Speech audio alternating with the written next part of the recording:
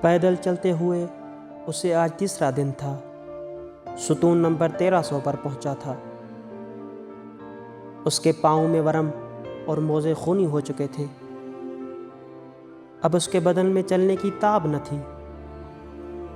کسی نے اس سے کہا، یہاں تک آنا کافی ہے، اب گاڑی پر سوار ہو جاؤ۔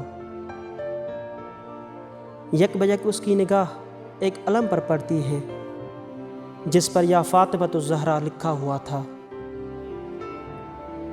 اچانک کچھ دور سے گریہ وزاری کی آوازیں بلند ہوتی ہیں۔ لوگ ایک شخص کے ارد گرد جمع تھے اور یا حسین کے نعرے لگا رہے تھے۔ یہ بھی اس مجمع کے نزدیک جاتا ہے اور وہاں جا کر ایسا منظر دیکھتا ہے جس پر یقین کرنا اس کے لیے محال تھا۔ ایک زائر جس کا پورا جسم فقط کمر تک تھا اور ہاتھوں میں چپل پہنے حرم حسینی کی طرف روانہ تھا۔ وہ اتنے مضبوط ارادے سے مشی کر رہا تھا کہ گویا پرواز کر رہا ہے۔